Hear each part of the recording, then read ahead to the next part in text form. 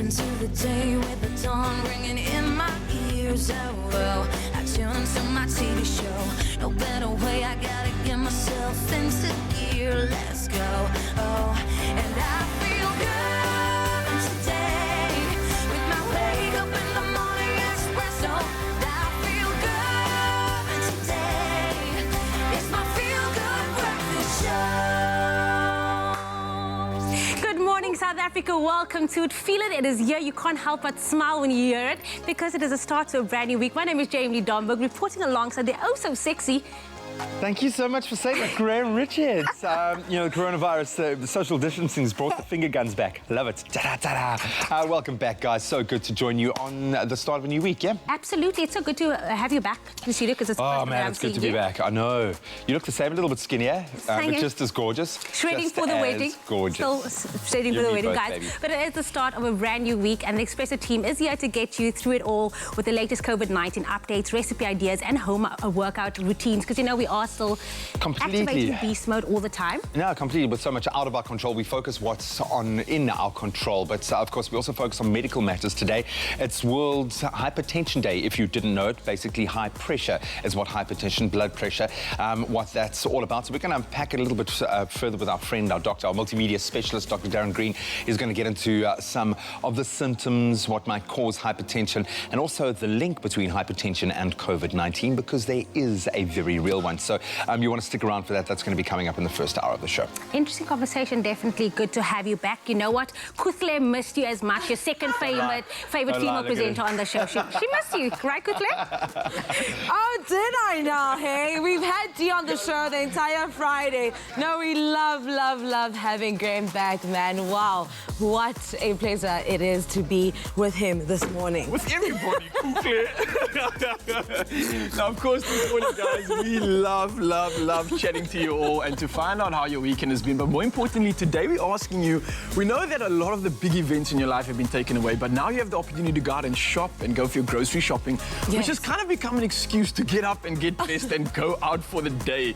So, have you got any crazy outfits that you wear when you go shopping, or you're just like, now I'm going to kick it old school PJs and I'm going to be easy? I'm always easy, like tracksuit pants, a t-shirt, and flip-flops. Those are my essential looks. And, of course, my mask. And luckily, we have different masks, so, like, you switch it up to match your different outfits. How about you? I like that. Look, so I'm often always living in gym clothing, so I do take the opportunity to actually wear a pair of pants or a t-shirt every now and then, which is something new. So I've definitely prescribed to this. That's a rare look, so please do send us pictures of Ryle actually wearing clothes. Okay, make sure to use the hashtag Expresso Show. Just keep it going, keep it flowing on social media, man. Now it's time to get on with the order of the day. It's time to check out what's happening in the world with G. Thank you so much, Kutle. Let's dive right in with our national news first. South Africa yesterday recorded 1,160 new cases of coronavirus, the highest spike the country has seen in a single day so far. Minister of Health, William Kiza, said the total number of confirmed coronavirus cases now stands at 15,515, with the 1,160 new cases identified in that last 24-hour cycle of testing. So of the new cases, 76% of them, or 890, are from the Western Cape. Kiza said 3 more deaths were also recorded, taking the total number of deaths to 264. Then government has dismissed appeals against plans for a large new wind farm near Strandfontein on the west coast. The Juno Wind Energy Facility, which is about 5 kilometers from the coast, will have 49 turbines, some of which will stand nearly 180 meters tall. Meanwhile, a Swedish floating wind farm developer has launched a new joint venture with a local company to explore the possibility of generating electricity from offshore wind in South Africa. Wind speeds are faster offshore than on land, which means more energy obviously can be generated. Then further afield on the international front, former US President Barack Obama has criticized his successor Donald Trump's handling of the coronavirus crisis. In an online address to graduating college students, he said the pandemic had shown that many officials, and we quote, aren't even pretending to be in charge. It's the second time in recent days that Obama has hit out at the Trump administration's coronavirus response. response.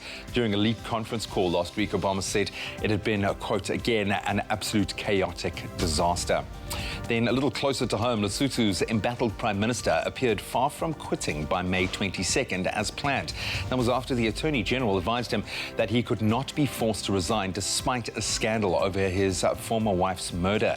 Now, he said 80-year-old Thomas Tabane can only be removed from office by a vote of no confidence in Parliament. Lesotho has been plagued by political unrest since the start of this year after police accused Tabane of having a hand in the killing of his estranged wife in June 2017. And now, how new unusual friendships form during the coronavirus pandemic. Zoo staff at San Diego Zoo in California say with crowds suddenly now gone because of coronavirus stay-at-home measures, some animals have lost a big source of enrichment. So orangutans, for instance, love to sit and people watch, and penguins often swim along close to passers-by because they love that connection. So because of the absence of visitors to the zoo, the staff then decided to let the penguins get out and about to explore the terrain. One of the African penguins, named Dot, had a look around and then waddled over to the primate exhibit. Then footage published on Facebook over the weekend, one could see Dot fascinated by her meetup with her new orangutan friend. And the orangutan, on the other hand, is extremely interested in his new admirer. African penguins like Dot are facing major population declines, a drop of more than 60% in the last 28 years alone, making them one of the most endangered types of penguins. So we're happy for Dot's pleasures, if nothing else. Then taking a quick glimpse into the world of entertainment, while the characters of Max and Furiosa were a good on-screen team in the 2015 massive hit film Mad Max Fury Road, it's been rumored that the actors who portrayed them, British actor Tom Hardy and South African-born actress Charlize Theron, respectively, did not actually get along in real life. Well, in a recent cast reunion with the New York Times, Theron and Hardy cleared the air, explaining that they each were facing pressure to perform in their respective roles in the highly anticipated reboot. Tom said the pressure on both of us was overwhelming at times. What she needed was a better, perhaps more experienced partner in me. Charlize, meanwhile, admitted that they were putting up walls instead of working together to be kind to each other. She may perhaps have also been facing added pressure from being a new mom at the time. The notoriously private star recently took to Instagram to share a precious, never-before-seen snap of herself and her eldest daughter, Jackson, showing them cuddling in a car while on the set of Fury Road just after her adoption in 2015. That's where we leave our entertainment and our news for now. Let's take a look at the weather with Jamie.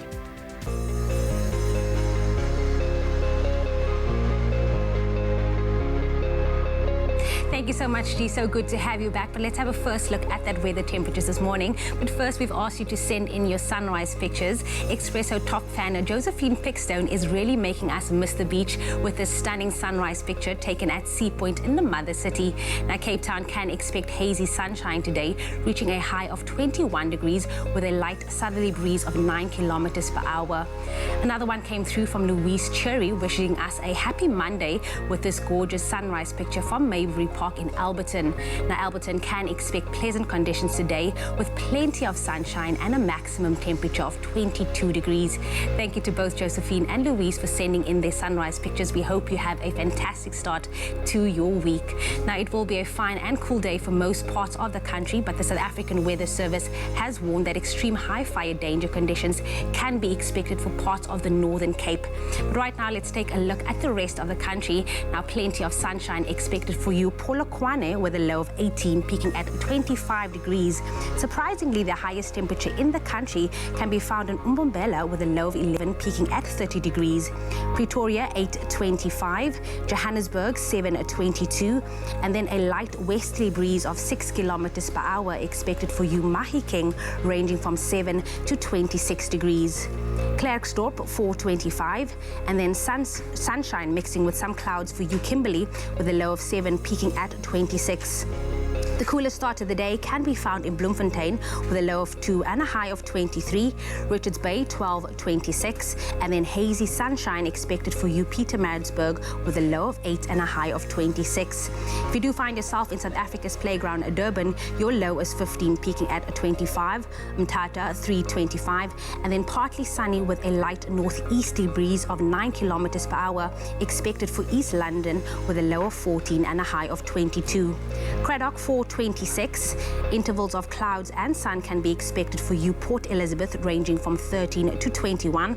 A partial sunshine also expected for George today, ranging from 12 to 20 degrees. Sutherland 5-20. If you do find yourself in the mother city Cape Town, your low is 12, peaking at 21. Now it will become partly cloudy later in the day for Woesterd, ranging from 6 to 26. And then last but definitely not least, Uppington, your range is 12 to 29. Now being on lockdown does not mean we can't get to see the beautiful country that we live in. So please send us a picture or video of your town and we could show it live on the show. Make sure to include a picture of yourself and why you love your town so much. But whatever the weather, wherever you find yourself, happy Monday to all of you. Pharmadynamics, effective, affordable healthcare. Now, Expresso is in the business of bringing you happy vibes and motivation, and we are your feel-good breakfast show, after all. Now, today's words of inspiration come from Canadian actress Kobe Smulders, who is best known for a role of Robin Scherbatsky on the popular sitcom How I Met Your Mother. Now, she revealed in 2015 that she had been fighting ovarian cancer right throughout the duration of filming the show, and after multiple operations, has been in remission as of 2019. Now, this is what she had to share with us. Just do your best. I find that if I set that goal for myself and no one else, I feel good. Just do your best. I find that if I set that goal for myself and no one else, I feel good. And when you feel good, you do good. Yeah. Because we all know that if you feel good, you know, when you know that you've put the best that you can in everything that you do, it flourishes, right? I love that, Kufe. Cheers to that and cheers to the epic start to our Monday. Yes.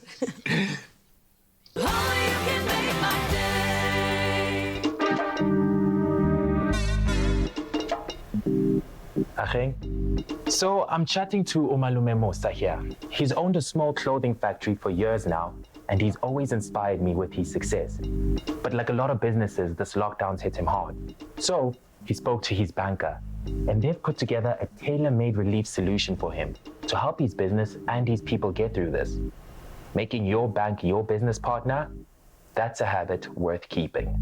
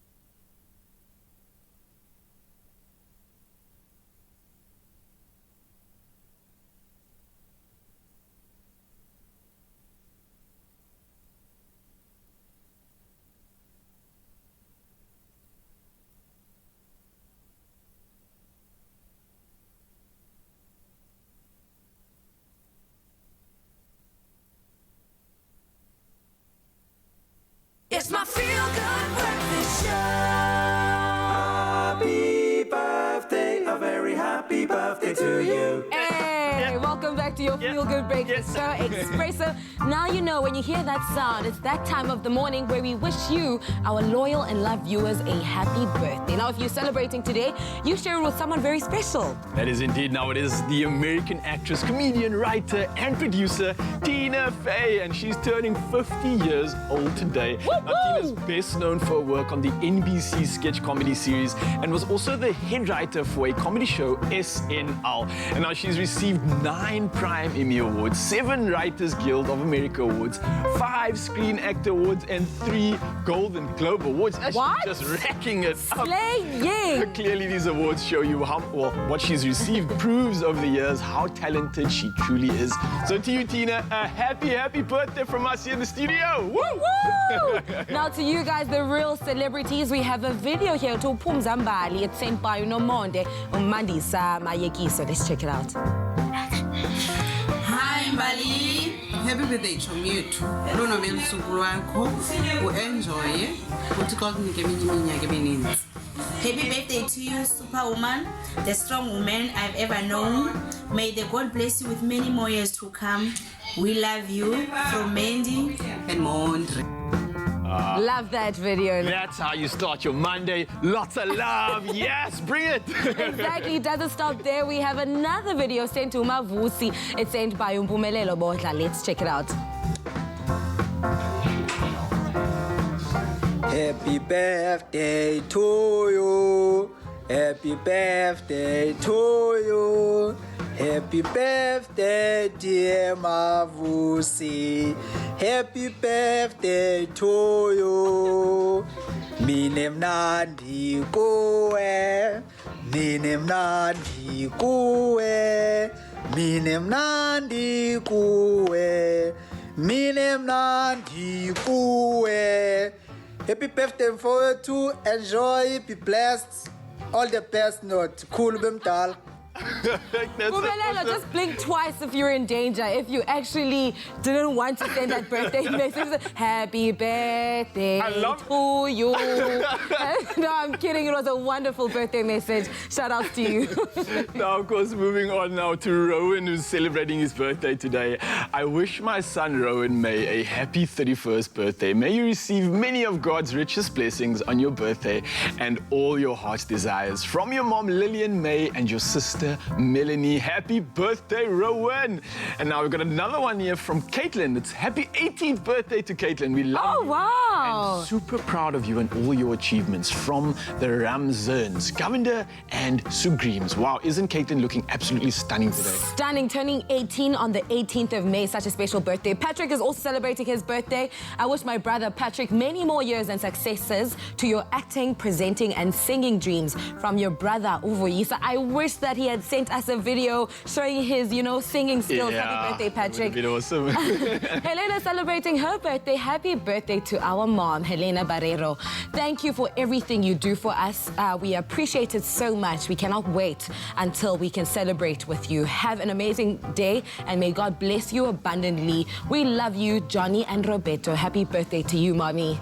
Now Mpumelelo has a birthday today to the humblest brother from another mother. Happy birthday to you, Mpume, brother. May God bless you more. From Sevung Manjita. Now another one coming from Isabella. It's a happy 6th birthday to our princess, Isabella. May God bless and keep you. Even though it's lockdown, we will make your day that much more special because we love you very much. Enjoy your day from your dad, mom, and your siblings. She looks like a real-life princess. Hetty is celebrating her birthday. We cannot find the perfect words to express how much we appreciate being in your life. You are wonderful, special, and so worthy of a huge celebration on your birthday. I hope you love all the birthday surprises that are coming your way. We love you from the Abrahams family. Happy birthday to you. Last but not least, Yolanda. Happy birthday to you, Yolanda Mangena. May you be blessed with all your heart's desires. Short and sweet and straight to the point. I love it. I love it indeed. Thank you guys for sending it in to us. And if you'd like to send your loved ones a birthday message, how about you switch things up a bit and send us your short clip singing the favorite song of your person that you are wishing a happy birthday to, and send your birthday videos to 071 640 6551 or pop us an email to birthdays@cordova.tv. Yeah, and happy birthday from our side, from the man Crave over here as well. I don't know what life is like in your house. Even in lockdown, breakfasts in my place are crazy because it's juggling children, and I do a lot of housework in the morning as well. You're up and at 'em, so you want quick and easy breakfast, and it must be delicious, and it must have lots of protein if possible, and it must feel like something that I could buy at one of my favorite joints. No clouding around here, okay? No clouding around. We've got Clem is going to be whipping up a scrumptious chorizo egg muffin, a sausage and egg muffin, basically, which is why I'm making that connection. There we go. With that so, place. if you go to Woolies right now, there's a banging banger promotion, right? Get 2 bangers, you get 20% off. So is that what it's officially called, the banging banger promotion? Or I'm dubbing it right now, the banging banger. So what I thought, like, okay, let's keep it a little more traditional. Let's bring it back to the basic version. I was going to do the chorizo pork banger, but I thought, let me just go traditional. Let me do the original pork bangers, because there's a great deal on them now, Exactly. Well, not everybody can have pork, so try it with the beef banger. Equally delicious. Wow. Yeah. Love it. Okay, brilliant. So, are you ready for this? It better be a banging good. It's good. Muffin. It's good. So I've got 2 pounds on. Muffin. Yes. So what I'm going to do is get some heat on. So I've got 2 pans. One for the banger patty I'm going to make. It's called a sausage patty. Basically, and the other one's for the egg. So let's just get the temperatures right. For the patty, I'm going to go for like a nice medium heat. Okay. For the egg, slightly lower. Because I want to cook the whites, but I want that runny yolk. It's messy, but it's fine. No, we've enjoyed the process. First of all, I can cook an egg, man. I've learned how to cook an egg during lockdown. Not easy. Woo! Not easy. I can cook an egg. You gotta, don't laugh. I'm an egg guy. Yeah. Okay. Because Lindsay can now have runny yolk again. Because pregnant women can't have runny yolk. Right, that's very true. So now we are rediscovering the joy of the runny yolk. I don't use one of those. Okay, so I'm using this purely for the fact that I want that beautiful round shape. It must fit the shape of the bun, yeah. Otherwise, just freestyle it. I would do it, man. I would do it if I could. And I agree with you. Like, cooking the perfect egg, it's so difficult. Sorry. That's why when you get a job in certain restaurants, or when you apply for a job, the chef will often say to you, "Cook me a perfect scrambled egg," or "Cook me a perfect fried egg." And that kind of tells, like, do you have the skill, the technique to actually... I have an egg poacher, so I cheat there. Okay. I won't lie, but I can still intuitively sense when the egg yolk is at the right level of hardness. And for me, it's got to be that. It can't be too runny. The white has to be cooked, but the yolk has to be just so. And especially when you've got a beautiful muffin like this, you want the yolk to absorb. Exactly, because it becomes part of the sauce. So what I use is this ring mold. They're super inexpensive. This is even a cookie dough cutter. But use that. And then what I do to get that perfect set white runny yolk, pop a lid in, so it kind of like steams as it fries. This goes over the top, cool. Then this guy over here, what's going to happen is the pork banger is going to release some of that fat, and it's not browning the actual patty. So I don't have a lot of oil in there. And it cooks itself, cool. All I did was I literally took the banger, cut it down the side, and took the meat out, and then made these amazing little patties. Super simple. And this is where the quality of the ingredients going into the banger comes to bear. You have no idea, because we had this conversation offline about the difference between a proper sausage and then one that's got like the most mysterious ingredients in there. This is what you want. We didn't use the word mysterious earlier. That was a serious euphemism, Because you don't know what's in there. So when you buy a quality banger like you do at Woolworths, you can be guaranteed that the ingredients inside there are of the utmost highest quality. And that way you can actually use the banger meat itself as an ingredient, as a little element to your dish. And people might be asking, but why don't you just use a patty? Because a patty has a different taste. It's going to be herbed differently. It's going to, especially, and you get beautiful beef patties at Woolies. But this is going to have a completely different flavour profile. It's got to be soft. Exactly. So if you buy regular mince off the shelf, you're looking at a ratio of 90% meat to 10% fat. What we're trying to do right now is we're trying to capitalize on that extra fat, because fat is flavour in this case. Completely. It's going to render out, so don't worry, you're not going to be eating all of that, but it's going to aid in that crispiness and the delicious flavour of your patty. Completely. Let's check on our egg. Egg's doing its thing. You see what I mean? Yeah. Beautiful puffed up whites. I'm going to let it do its thing now. Keep on going, keep on going. We'll turn the heat down a little bit. So do you know there's a proper way to cut your English muffin? No. Yeah, it's not even about cutting. You don't use a knife. Get out. Get out. True story, guys. Ah, you're a liar. True story. This is the absolute truth. You're using a fork? You use your fork? You know, I swear, you use your fork. Are you even allowed to cut a muffin with a fork? And you see there's a seam? It's got the, In order to use, you guide your fork, and I'll tell you why this works. You guide your fork along the seam. The proper way to toast the English muffin is in the toaster. I swear, you can't do it any other way. And the reason for that is... You don't cut it, you stab it with your fork. That's basically how you do it. Okay, let's just say, so what you're doing is when you pop this in the toaster, right? If you normally just cut it, you get an even slice, you get an even brown. When you use the fork, you get these snaggly bits in it, right? So when you toast this in a toaster, you get like different textures, textures, everything. And think about how that's going to absorb the yolk in different ways. 100%. So, I'm with you. I'm going to be stabbing my muffins from now on. South Africa, you know what to do. In a proper toaster, you toast both sides of it, and then butter. Not margarine. More butter. Not any other nonsense stuff. You're using butter. More butter, more. Okay, so let's do this quickly. That's quite hot, so I'm going to leave that for a second to do its thing. Let's assemble this guy. So this one got the side. You now know how to toast your muffins. Okay, if I see anybody at home slicing their muffins, I'll be at your window just peeping through. Yeah, no, it won't be. That's creepy. That's creepy. Okay, so let's just take it. Bottoms off. We're going to go, Dijon honey mustard mayo. Yeah. We know that mustard and pork goes really well together. Yeah, for sure. We know that honey and pork goes really well together. For sure. Put it in a bottle with a bit of mayo. Done. It is very fancy, though, eh? It is very fancy, but you'll understand why it works so well. Cool. Now what I'm going to do is patty on. My egg's still busy resting a little bit, so I'm not going to worry about the egg. I'm not going to stress it out right now. You can see what we did right there. For sure. Are you hot? Are you hot? Yeah, you're quite hot. Cool. Then all you do is you're going to top it with your egg. Then, just to be a little extra fancy, a little bit more mayo. A little more mayo. Oh, and think about when the flavors of that yolk mix with that, and then that combines with a beautiful... And you can see it's going to be messy, like I said. But it must be. It must go... Yeah, the yolk becomes part of the sauce. You get a little bit on your chin. You look at the person next to you. In my beard, you know... Look in their eyes. You just gently... clean the yolk. I use one of my baby wipes to clean the yolk. Because you got so many right now. I can just reach in any direction and grab a baby wipe. This is for you because I know you've been busy. Baby, Lindsay. I want to treat you this morning. Thank you. One for me, one for Linz as well. Baby, thank you so much. Absolutely adore that. This could be one of my favorite breakfast recipes we've ever made here. You can go and check it out on expressoshow.com. In fact, you can find all of our recipes and a whole lot more right there. So go online and check it out. Beautiful.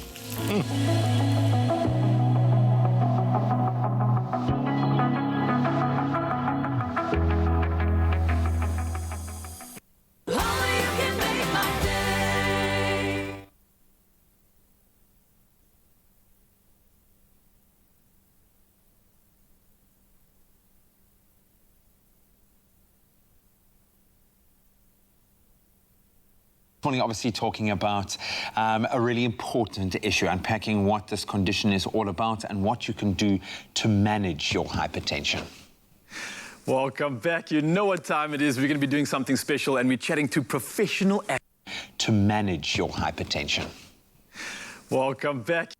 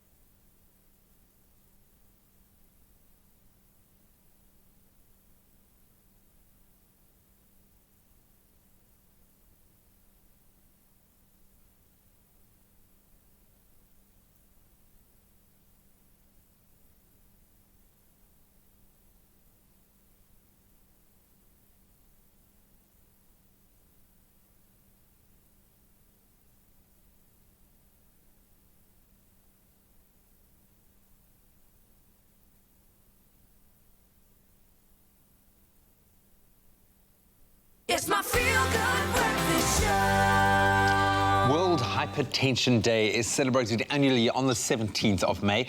This day was first inaugurated back in 2005 and has since become an annual event, thankfully.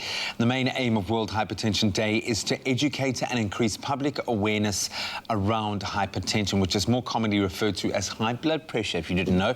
Now, according to the World Health Organization, over 1 billion people worldwide suffer from hypertension, which means we must focus on it. And our trusted multimedia health specialist and friend, Dr. Darren Green, now joins us this morning to unpack this topic of high blood pressure or hypertension. And you look pretty relaxed there in your beautiful garden setting, man. No hypertension there. No, not at the moment. Thank goodness. Thank goodness. So good to see your face, my friend. I've really been enjoying engaging with our Expresso family again, and especially when we get to talk about things that are this important. But let's start maybe by kind of really dumbing it down, if you will. Let's start off with what is normal blood pressure and what is then a high reading of blood pressure, or would I even say a high reading? When do we drift into hypertension? Absolutely. So I think the first thing to understand is the pressure in the pipe system is a pressure, obviously, that is exerted throughout, and the heart basically pumps against that pressure to distribute oxygen-rich blood to the rest of the body. And there are two readings, obviously, that we refer to. The top one, which is the systolic, and the bottom one, which is the diastolic.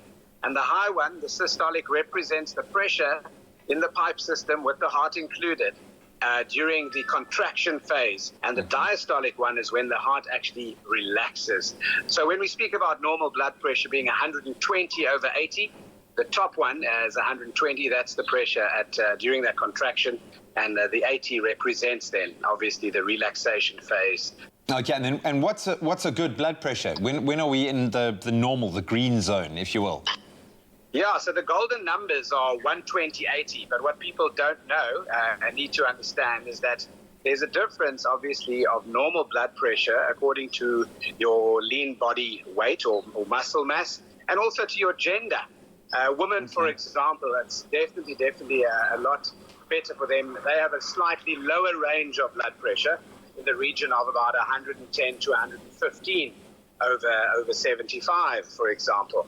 But important to know that you would need to control your blood pressure depending on your comorbid disease. And what I mean by that is someone that has had something like a heart condition might even have to keep their blood pressures lower than the normal 120/80 in terms of not causing any further structural damage to the pipes and to the heart. What causes hypertension? What would push that blood pressure up?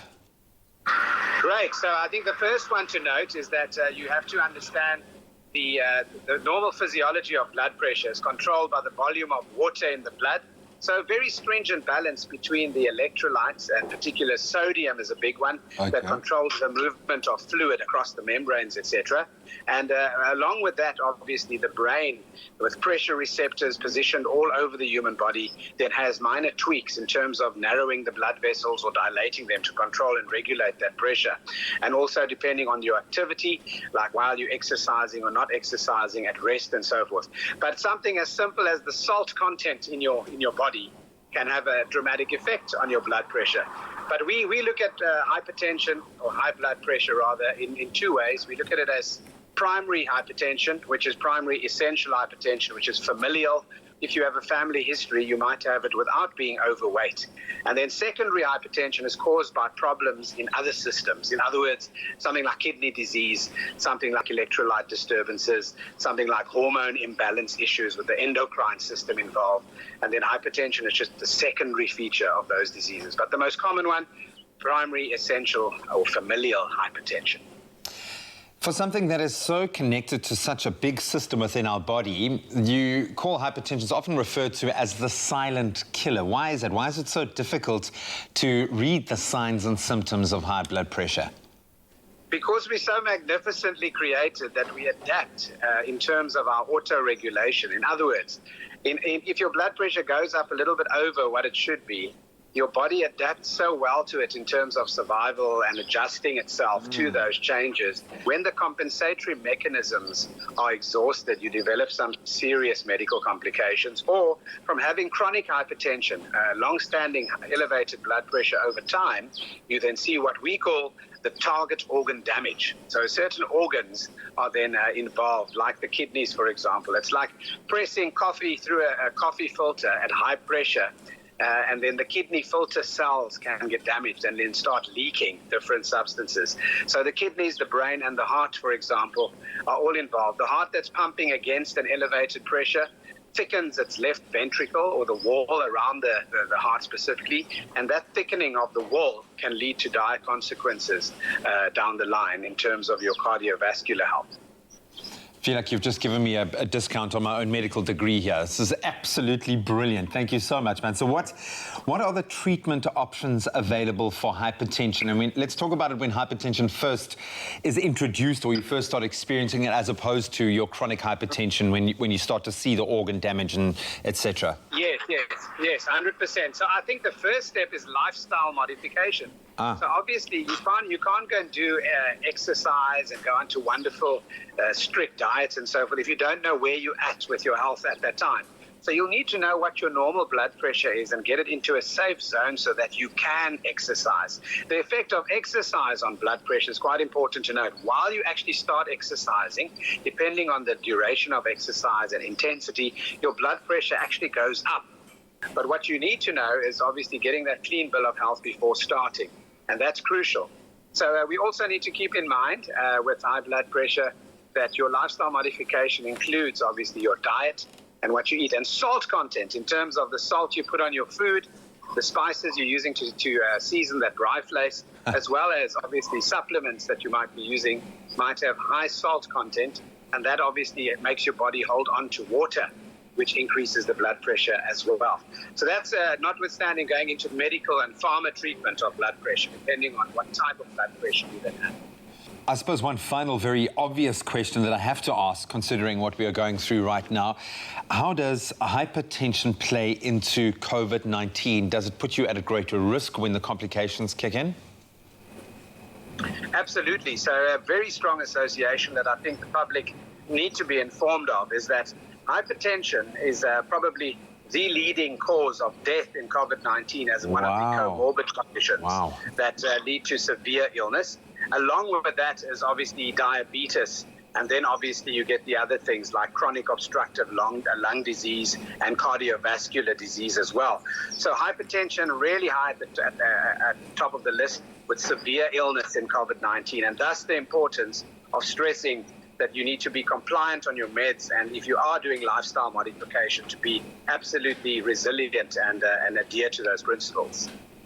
Advice that stands, I think, not just during this crisis, but all the time. Doc, thank you so much. We absolutely love you. I can't tell you how much I enjoy seeing your face again, my friend. So good to see you happy and healthy and hopefully staying sane. A massive thank you to our multimedia health specialist, Dr. Darren Green, for joining us this morning, obviously talking about a really important issue, unpacking what this condition is all about and what you can do to manage your hypertension. Welcome back. You know what time it is. We're going to be doing something special, and we're chatting to professional athlete, Olympic qualifier, and super mom of three. Jenna Challenor produced a stunning effort to cross the line in 5th place at the 2019 Old Mutual 2 Oceans Marathon after battling a stress fracture and collapsing the previous year. Now, the 38-year-old ultramarathon winner has had to overcome a few challenges in the sport, but exceeded her own limits every single time. And now this morning, Jenna joins us to talk about life in lockdown before taking us through one killer short fitness segment. Jenna, how are you doing this morning? Yeah, I'm very good, thanks. Doing well, enjoying life, trying to. Nah, I can imagine during the lockdown, it's not always easy, but how have you been doing, obviously, considering the pandemic we're in? You know what, I'm not going to lie, it has been tough as an elite athlete, not being able to train like I normally do and get out onto the road and do what I love has been tough. But I think it's been tough for absolutely everyone out there. Well, I know it has been. So I've made the most of what I can do. my calendar looks pretty blank right now with regards to races. So I've decided to take a little bit of a break and just do what I feel like, when I feel like, and I'm feeling great. Now, as you've just mentioned, the COVID-19 outbreak prompted the suspension of many sporting events, and it's forced athletes such as yourself to find ways to stay fit at home. So how have you been keeping active during this time? You know what, I've just been doing what I can, where I can, and with what I can. I'm very blessed to have a treadmill at home. I actually set up my gym possibly about, it was finished just in time for lockdown. So I have a treadmill and a bike, so that's what I've been doing in lockdown. I don't have any weights or any of those kind of things. I've just been using my own body weight and literally doing what I can and enjoying just a bit of slow, paused life. Oh, blessings that you're able to get some equipment to keep on. And we're doing a short little workout, I believe, where we don't need any equipment whatsoever, so everybody at home can join us. So, Jenna, where are we going to begin with this workout? Where do we start? I am so excited. Okay, so this workout is what I often do with my bio. It's more running focused. So for runners, we often become very quad dominant, and that's what causes knee injuries and all the other injuries. So to try and prevent that kind of injury, we make sure we keep our core, our glutes, and our hips activated and working for us to be able to run properly and just prevent those injuries. So today, the exercises that I've put together, there's 5 of them, and they all focus on the core, the hips, and the glutes. Cool. So the first one we're going to do is called hip raises. So all you need is a chair or a little coffee table or something to put your legs on. You guys at home, don't worry if you don't have a chair. You can grab anything with any height. I see Jenna's using the edge of a couch over there. So make a plan, just get some height on the ground, and let's start our first exercise. Right, Jenna, I'm ready. I'm on the ground. I've got my feet on the chair. What's next? So you're going to lie down on the ground with your legs 90 degrees. You've got to engage your core, and you're going to fire up through the glutes. So as you engage your core, you fire up through the glutes, right. Squeezing your glutes, and come back down. That's 1. Fire up through the glutes, squeezing your core. 2. Fire up through the glutes, squeezing your core, and squeezing your glutes, and come back down. That's 3. Guys at home, you might struggle with this, but the goal is 15, obviously. Try it out. Jenna's doing it, and she's smashing it. I'm feeling a good burn in the glutes. Is that correct? Absolutely. 15 reps, 3 sets. All right, brilliant. I love that one to start off with. Firing up the glutes. Where are we going to next? So next, we're going to lie in a plank position. This is a plank arm and leg raise. So you're going to get into a plank position like this. Okay. Raise your core. Make sure your back is flat, squeezing your shoulder blades together. You're going to punch with one arm out, punch with the other arm, raise your leg, and that's 1. All right, so we're going for a punch. Is that correct? Then another punch, and then raise the one leg and raise the other leg. Oh, you made it look a lot easier than that. I'm feeling a good stimulation in the shoulders as well, especially on that punch. So this is really cool.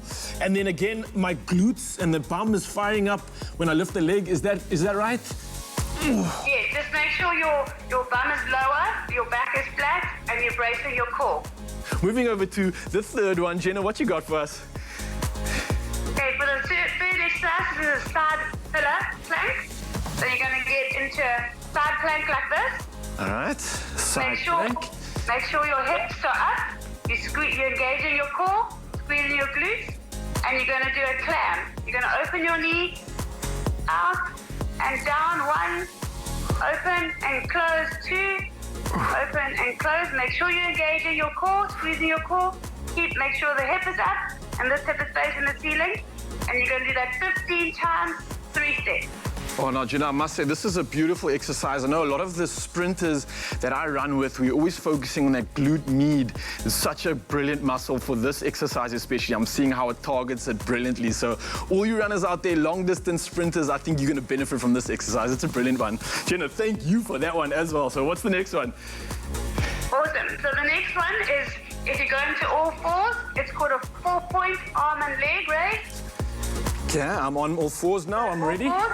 You're going to do alternate arm and leg. 1. Alternate arm and leg. 2. Alternate arm and leg. Alternate arm and leg. And you're going to do that 15 on each side, 3 sets. I'm sure you're starting to get the hang of this now. We're going for 15 reps once again, keeping nice and stable. Jenna, I am loving these exercises. Do you have anything to end it off? Please say yes. Yeah, so for my last exercise, you just need to move your mat over. You need to make sure you've got dishcloths or 2 little small towels on a floor that can slide. All right, stealing some dishcloths from mom in the kitchen. Put yourself into a position like this, bracing your core, and these are called mountain climbers. You're going to do 15 in each leg. 1, 2, 3, 4. Make sure you are squeezing the shoulder blades together to keep your back flat. Make sure your core is engaged and tight. And you're going to do 15 on each leg, 3 sets of those.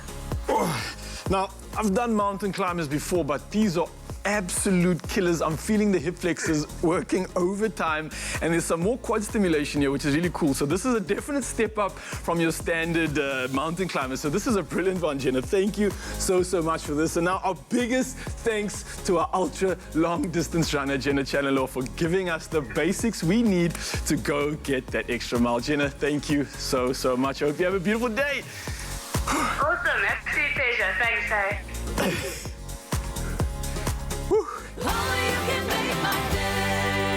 Find your smooth fortune with Tropica.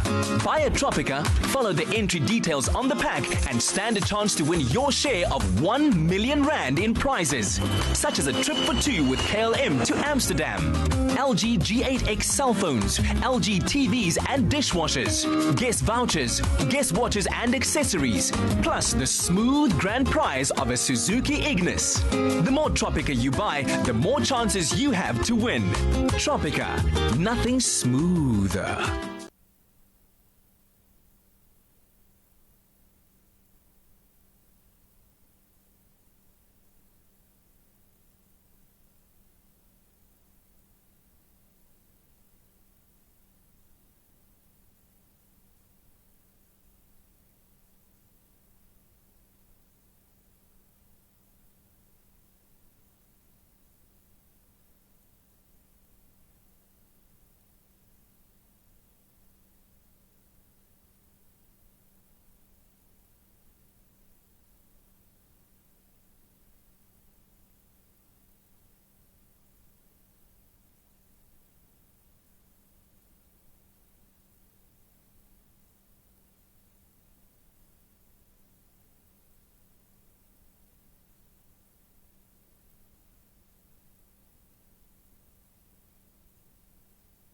Immune system. It is a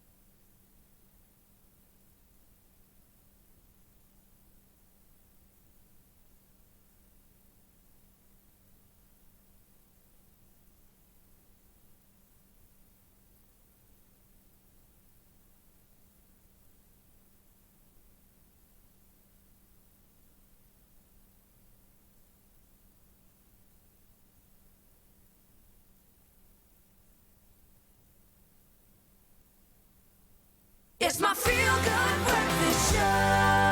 Now, when it comes to protecting ourselves from nasty viruses and germs, we can thank our immune system. It is a system that operates 24 hours a day, 7 days a week, just to keep us healthy and operating at our very best. And with the vital role that it plays, it's important for us to understand exactly where it fits into the human body puzzle. And to help us understand that, our very favorite Dr. Michael Mole joins us on the line to chat the immune system and how we can go about boosting it. Michael, it's great to chat to you. How have you been holding up during this lockdown? Katejo, it is so good to chat to you again. It's been an age. Yeah. Lockdown's been great for us as a family. I've got a little bit of cabin fever, but I've been hanging with my kids and my wife more than I ever have, so that's been really, really good for us.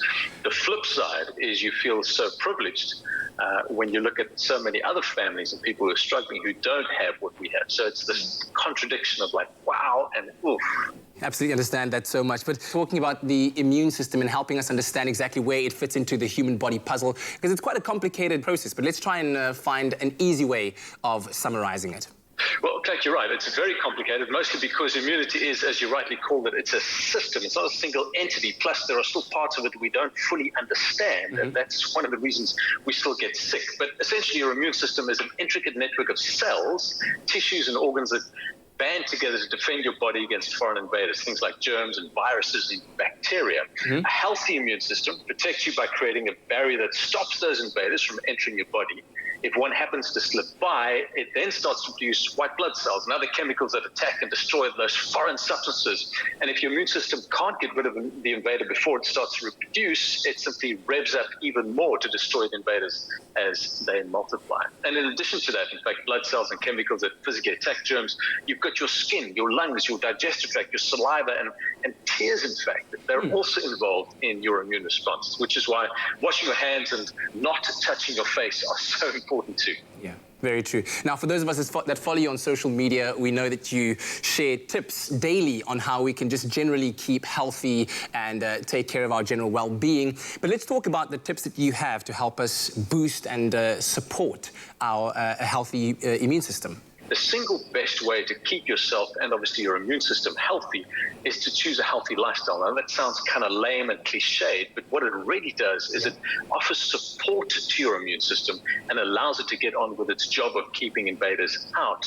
instead of trying to sort out other health problems. So it really does come to just a healthy lifestyle. Absolutely. And talking about that, stress, to what extent does it contribute to the health of our immune system, and is it important to keep it in check in regards to our immune system? Well, absolutely. I mean, that's a great question. Stress decreases the number of white blood cells that help fight off infection. Okay, so the lower this level, the more at risk you are for infection. And that's where, in fact, that's where exercise comes in, because exercise delivers a double whammy to your immune system. It slows the release of stress hormones, while at the same time it improves natural immune defense activity. So exercise, really, really good.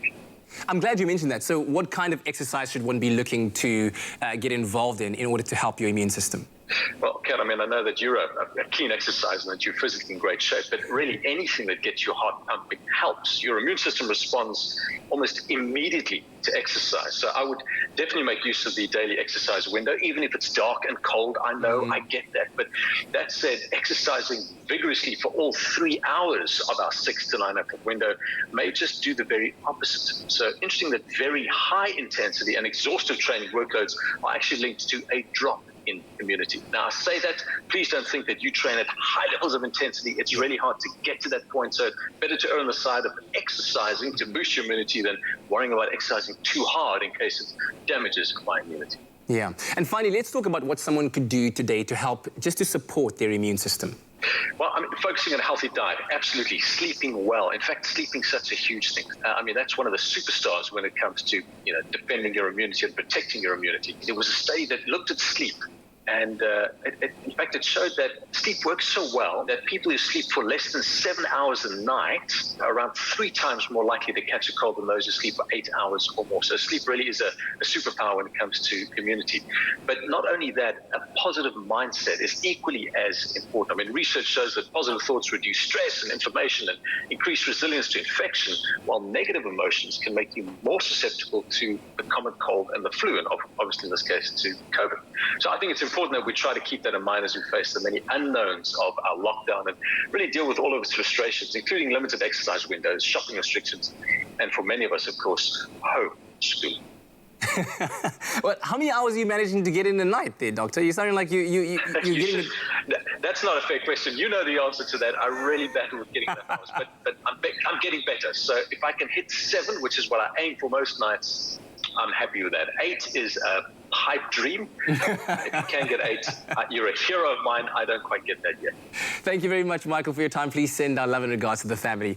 Now, with the immune system playing such a vital role, it's important that we take the right steps in maintaining a healthy one and, of course, giving it the support it needs. And Immuenza helps to support your immune system while Carenza Parasi assists in fighting off that winter flu, your winter cold and flu companions. Looking for immune support? Immuenza and Carenza Parasi, your winter cold and flu companions. Well, it's definitely gotten far more important to look after our immune system now more than ever. Yes, to prepare for the winter, but definitely to also try and fight against the current coronavirus pandemic. So thank you very much there, Katlego and Dr. Michael Moore, for those pearls of wisdom around our immune system. Now, in times like these, it's very important for us to also find new ways to move forward, right? We're constantly looking for how we can take a new direction and move forward. Absolutely, man. Now we've changed the way we shop, so Game is changing their stores to help us do it safely, rather. And Operations Director Davil van Rijn has an important health and safety announcement about safety measures being taken in store. Hi, I'm Davil van Rijn, Operations Director here at Game. And I'm the in-store PA system. Let's talk about social distance, keeping safe, and what we've been doing to keep our lockdown game on point. We have equipped all our staff with personal protection equipment. There are hand sanitizing stations at all entrances and throughout the store. And we are closely monitoring the health of all staff on a daily basis. We've also clearly marked social distancing in aisles and also our lines to make sure customers and associates are at least 2 meters apart at all times. Tell them how we've been helping pensioners stay safe. Yes, we have specially allocated till points for pensioners and vulnerable customers in all our stores. Why are we telling you all this? Because Game's got you, and you've got Game. Now remember that during this lockdown period, Game is taking it to another level. You can buy groceries, pet food, cleaning items, and hand sanitizers, baby products, and stationary DIY and gardening tools, as well as small appliances such as kettles, toasters, all at Game. Also just in time for the winter, because, hey, winter is here. The list includes heaters. We're all going to need those heaters. So if you find any of these essential products anywhere else at a cheaper price, please go show them online in store. And what they'll do is they'll beat the price by 10% on the difference, and this is under their price beat promise. Don't forget, they're also open Monday to Friday from 9 in the morning till 5 p.m. and Saturdays and Sundays, as well as public holidays from 9 till 3. Hashtag show us how you have got Game.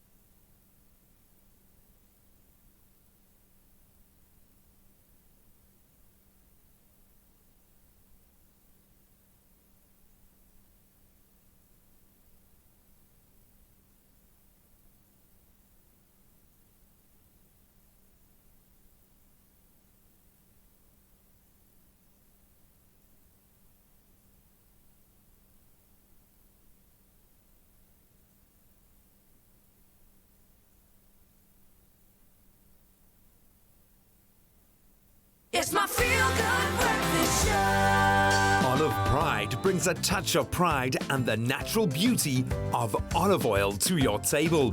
Made with love by Clover. Yo, welcome back. We are live. We're in the kitchen doing something special, and you are tuned into the Expresso Show.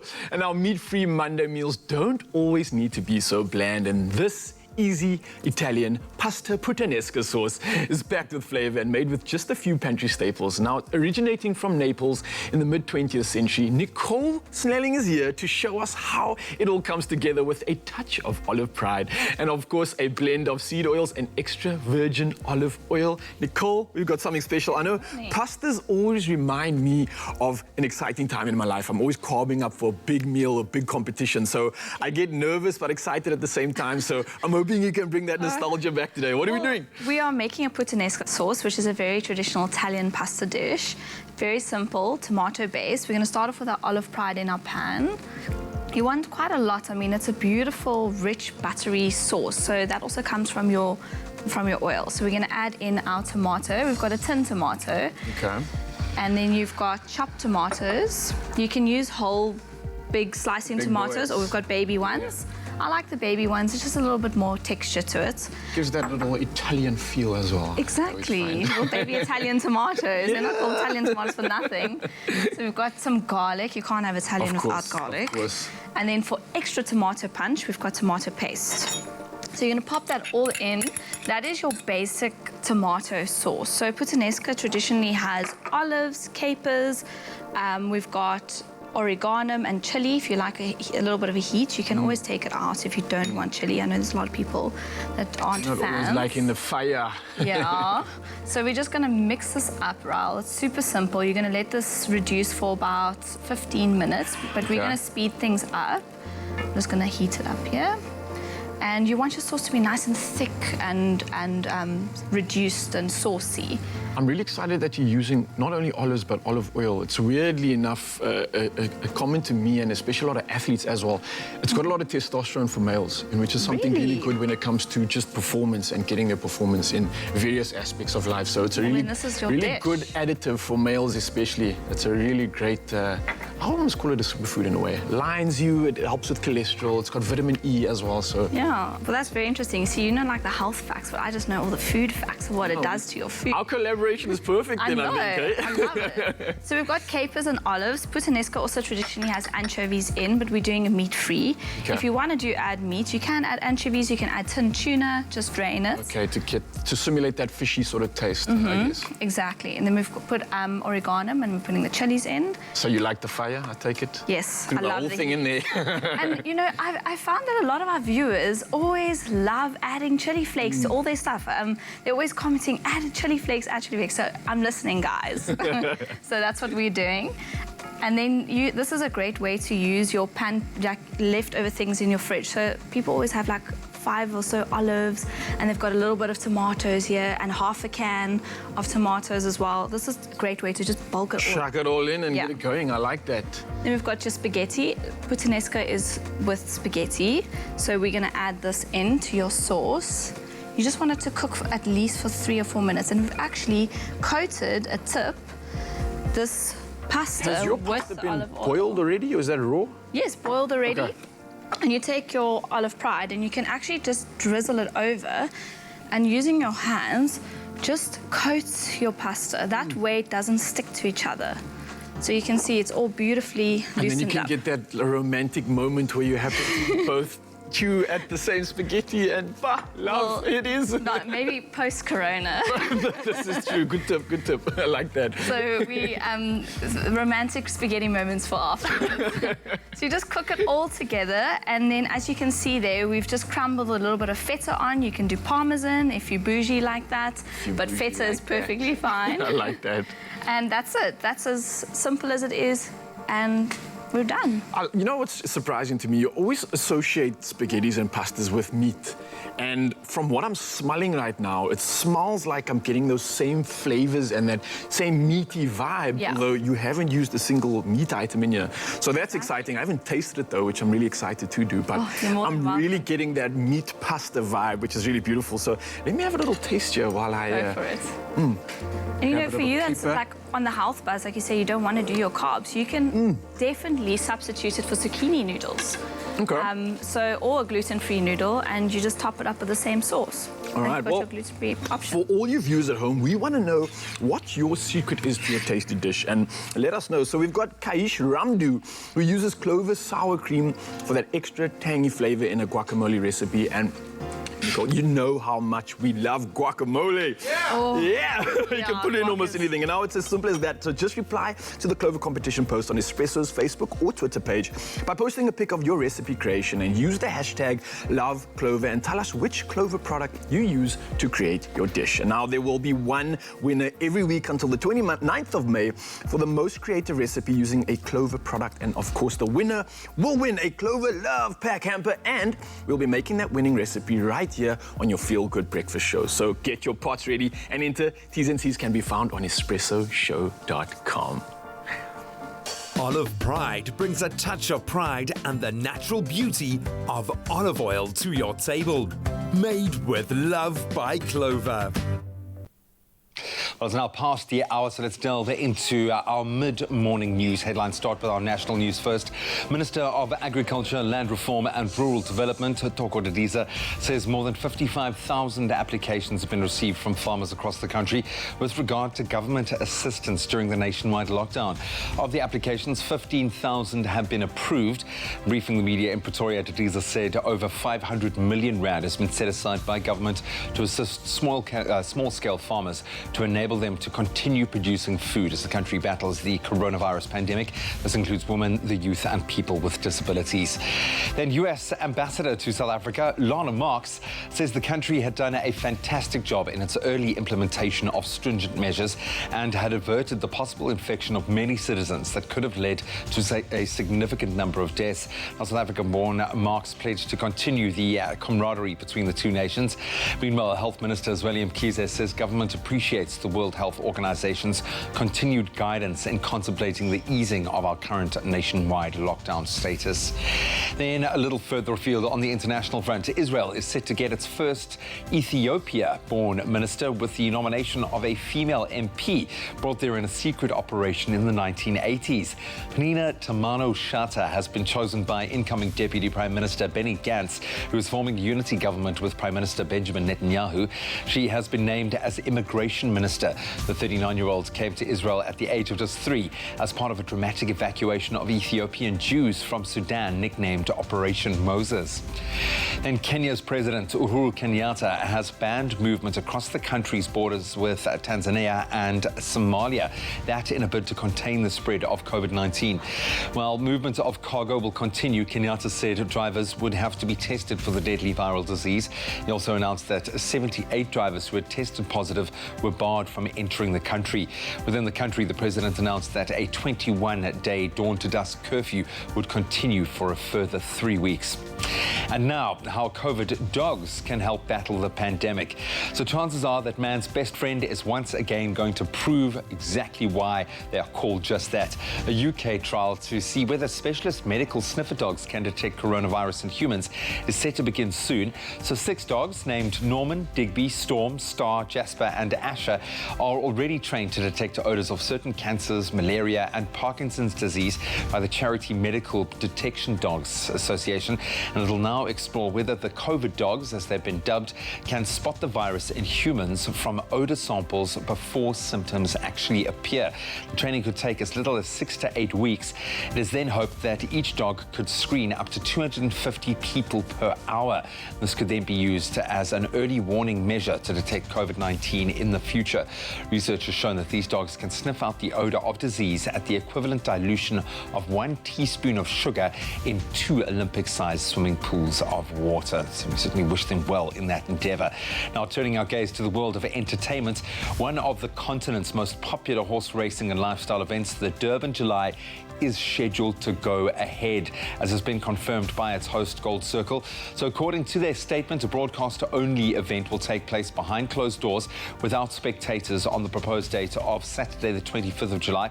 CEO Michael Nairak said the Durban July has enjoyed an uninterrupted history since first being run in 1897. Not even 2 world wars prevented the race from being run, and we're doing everything in our power to ensure that 2020 is not the exception.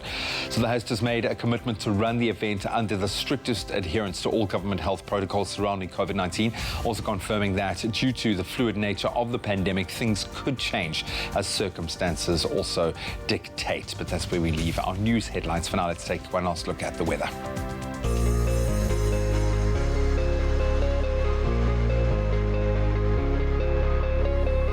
Thank you so much, Dee. Time to have a final look at the weather. But first, we've asked you to send in your sunrise pictures this morning. Joan Cameron wishes us good morning with this beautiful beach sunrise picture taken from the small town of Britannia Bay on the west coast.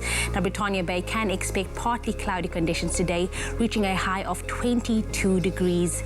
Another one came through from Claude Sikanaris, who sent through this stunning sunrise picture showing off the mother city's blue and white sky taken from his home in Strandfontein.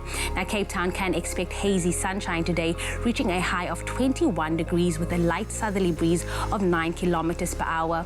Thank you so much to both Joan and Claude for sending in your sunrise pictures. We hope you have a fantastic start to your Monday morning. Now, it will be a fine and cool day for most parts of the country, but the South African Weather Service has warned that extreme high fire danger conditions can be expected for parts of the Northern Cape. But right now, let's take a look at the rest of the country. Starting off in Polokwane, your low is 8, peaking at 25 degrees. Now, the highest temperature, surprisingly, can be found in Mbombela, ranging from 11 to 30 degrees. Plenty of sunshine for you, Pretoria, with a low of 8, peaking at 25. And then mostly sunny conditions for Johannesburg, ranging from 7 to 22 degrees.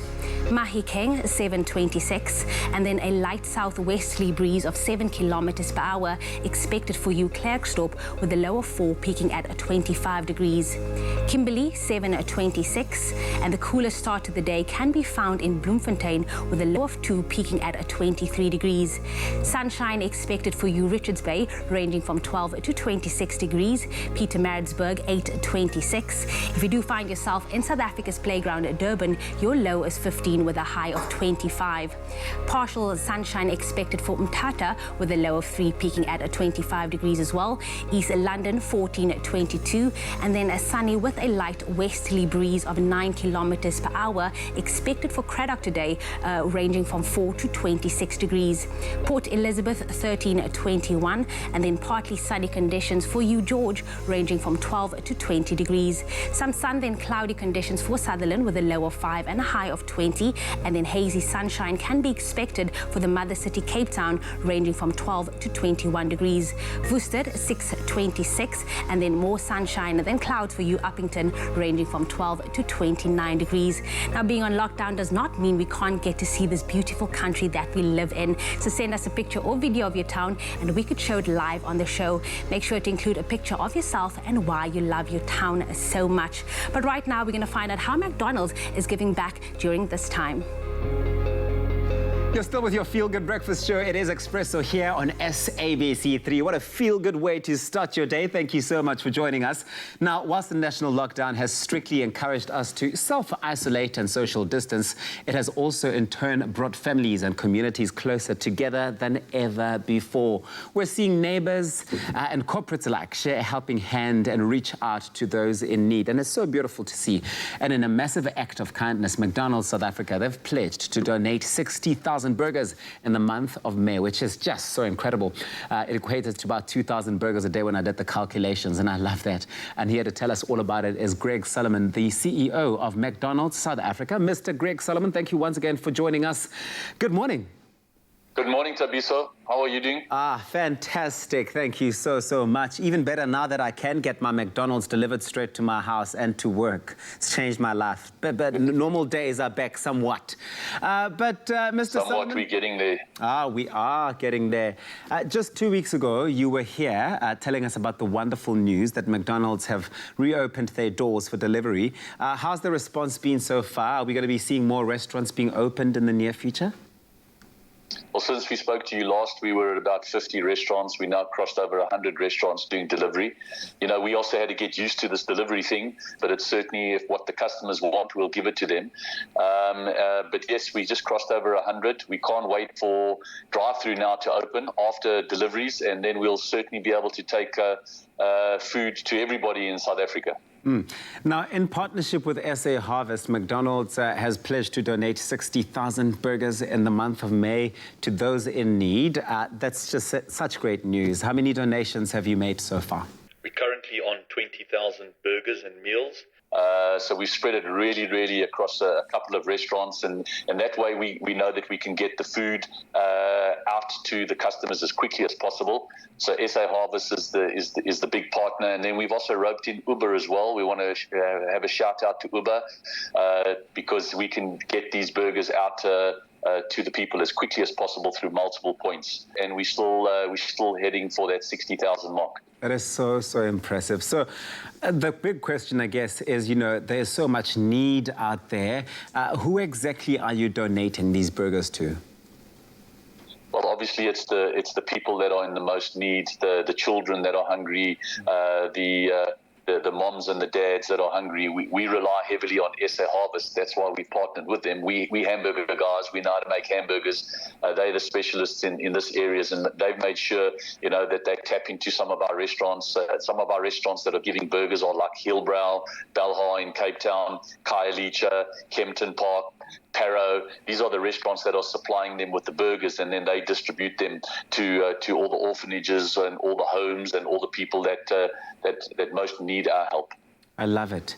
I know that safety has been such a priority for you when it comes to reopening the restaurants, for your staff in the restaurants, but also in the way that you get the deliveries done for when we buy them online and we order them. But how are you making sure that you are keeping the safety element there when you deliver to all these various communities? Well, we say that if we're safe enough for the customer, we're safe enough for the most vulnerable as well. So our standards are absolutely the same. We've been practicing for the last three weeks on our hygiene principles, on our social distancing. It's the most important things: to wash our hands, to wear face masks, to make sure that we're testing, and to make sure that we're sealing the bags and getting our food hot and fresh in a safe way. So all the safety procedures are intact. We're ready for action. We've been practicing for a long time, and we can assure those customers out there, both that are buying and both that are getting our food on our behalf, that the food is nice and safe. I think one of the big questions that everyone keeps asking is how they too can step in and help. So how can the rest of the country get involved and help you at McDonald's South Africa support those in need during this time? Well, look, we're not really doing this to challenge everybody else. I mean, obviously, if everybody else can contribute, we can take 60,000 and we can go to 6 million. I mean, that would be awesome. But I think so many South African people are giving in their own little way. We're just privileged that we are now open with our delivery, and soon to be open with the rest of our restaurants that we can give back. You know, I was just speaking to some of our managers out there. They just delighted every morning that they start their shift with making 200 burgers for people that went to sleep with an empty tummy. So, you know, I think many ways to get involved, either through the government initiatives or through chapters like the SA Harvest. There's many ways that we can all get involved. But I think the single biggest message, it's all about our little messages, our little gifts, our little gestures that all collectively make a big impact. Mr. Solomon, the work that you do in that space has been so inspiring, and I really just want to say our absolute thanks to McDonald's South Africa in the way that you have responded to this. We can all be so inspired by your generosity. Thank you so much for chatting to us once again this morning, Mr. Greg Solomon. Thank you very much for having us. It's a great honor to be able to serve those that need us more. And that was Mr. Greg Solomon, the CEO of McDonald's South Africa. Such wonderful work that they're doing. Good to see corporate South Africa stepping in and seeing how can we help, and actually stepping in and doing the work. One small act of kindness can have a massive and lasting impact on someone's life. Take that and run with it. Let's all play our part. Well done, McDonald's.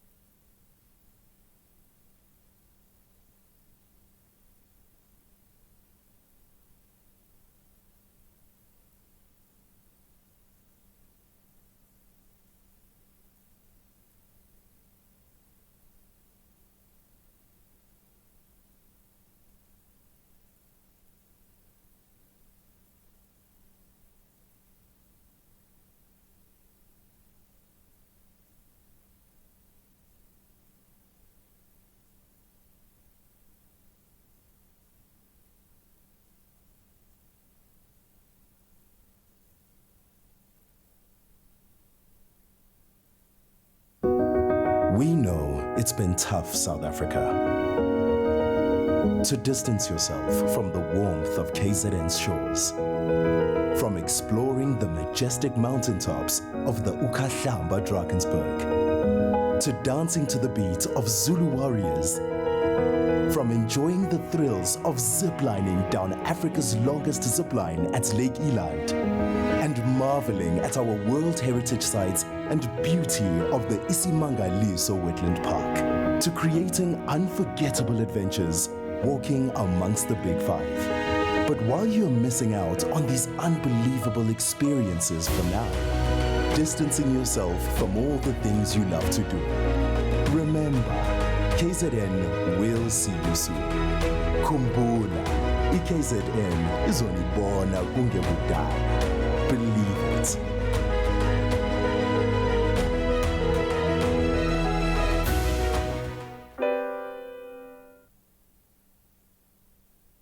It's my feel-good breakfast show. It is your feel-good breakfast show indeed, right here on SABC3. Thank you so much for choosing to start off your morning and your week with us right here. Now, you know we love getting in touch with you on our socials. Indeed we do, and we're asking you this morning, everybody has this crazy excuse to go out and look their best, and obviously grocery shopping has provided that opportunity. So we wanted to see how your look has evolved over the lockdown and what you've been wearing on your Sunday best or your day out during lockdown. And we've got some epic responses that have come in, huh? Yes, we do. And we're starting off with Josephine Pigstone saying, good morning, family, #Expresso show, SABC3. My shopping look, smart blouse and my jeans, heart emoji and my mask. Do not forget the mask. Looking oh so cool, Josephine, I love it. I like the colorway too, looking very, very impressive. And now we've got Gary Orkamp, who's also sent something for us. He's just standing in line to shop at Vincent Park Mall, East London. And it looks like Gary's keeping it easy, nice and relaxed. Super chill, the cap, the sunglasses, you know what I mean? I love the swag, Gary.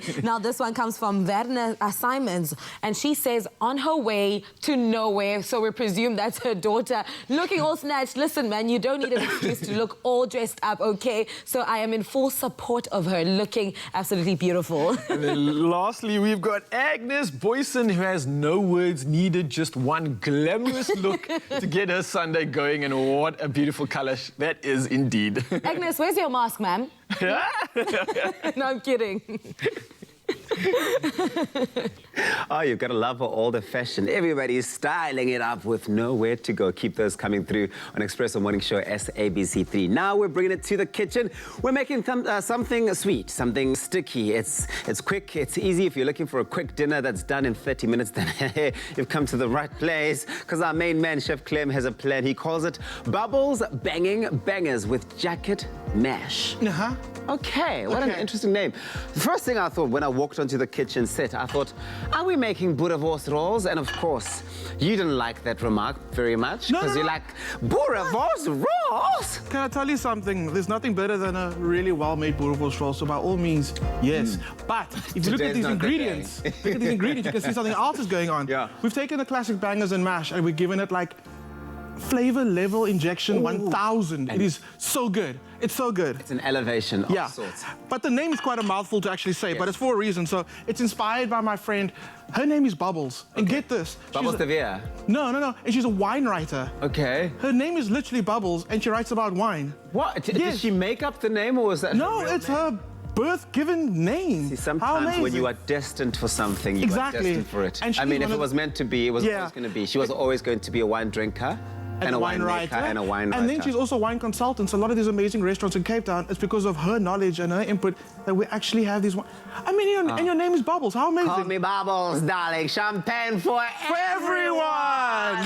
So we once went to a concert, and she made these banging bangers that had whole grain mustard and honey glazed over these bangers. And my mind was like blown, obviously. So like, this is a tribute to her. They're absolutely amazing. So Africa, you need to make this. It's super simple. Okay, well, that's great. Are you ready? You already did mention earlier on to me that Woolies has a 7-day special on these pork bangers running at the moment. What is that about? All bangers. So if you buy the bangers right now, you buy 2 and then you get 20% off. And that's really great because, I mean, during lockdown, we're trying to save money, number one, and we're trying to feed the people. And this is how you do it. You want a good deal. Yeah, absolutely. This is the deal. So what a nice tip when you're baking, you can bake your bangers, you can, but when you're frying your bangers, is you don't want a heat that's too high. That skin on the outside, right, it's super sensitive, and there's a lot of fat in there. While you're cooking it, things are happening inside the casing, and you cook it too fast, too high, it will pop. Oh no, and you don't want that. I like your face, you're like, no, no, don't do that to the bangers. No, let's not do that to the bangers. Okay. So you want a medium-low heat, and you just want them to start browning, all right? Okay. And you're gonna turn them every 3 minutes to get a nice, even brown on them. Right, what have you got inside the pan, Clem? A little bit of oil, a little bit of canola oil. Yeah. Okay, if I didn't want to use oil, I wanted to use some butter for whatever reason. Don't see why I'd want to do that. You can, if you want to, but keep in mind, butter burns very quickly, so you're gonna want to add a little bit of oil with it so the butter doesn't burn. Tip number 1. Baking butter for your bangers is better when you use a bit of oil. Okay, tip number 2, so poetic, I love it. Say it again. No, that was one. Okay, so now onto the jacket mash. Okay, bangers going, we're gonna do the same time. We can multitask in the kitchen, we're really good at that. Sweet. So, onto the mash. My ultimate hack, and people need to know this. I've used this for events, for private catering, and I use it in my home. What are you talking about? Frozen. It's already done. It's done, and it uses real potatoes and real butter. Real butter. I've never seen this, and you know me, I am the guy for pre-packed and pre-done, pre-cooked things. Yeah. I've never seen mashed potatoes before. It's one of my favorite freezer items that I always have in my freezer, and I'm not just saying that. You can literally ask my fiance right now, take a picture of our freezer, and it'll be like front center. Well, fiance, you know what to do. Send that picture through. Expresso Morning Show, SABC3. We're waiting. Okay, so in here I've got a bit of milk. Okay, I'm gonna add the potato, the mashed potato, and I'm gonna let it do its thing. It melts so quickly. Then the reason it's called jacket mash, it's because it's inspired by a jacket potato. Okay, so which what is do you what exactly? So I don't actually even know what a jacket potato is. A jacket potato is a whole potato you pop in the microwave or you pop it in the oven to let it roast for a bit. And then you just pop it open. And because the skin's still on, you're serving the potato in its jacket. It's like a baked potato. I've seen those like nicely open at the top, cut nicely with like a bit of a cross going on. Okay, cool. You got it. So then we're talking about like what goes into your jacket potato, right? Sour cream and chives.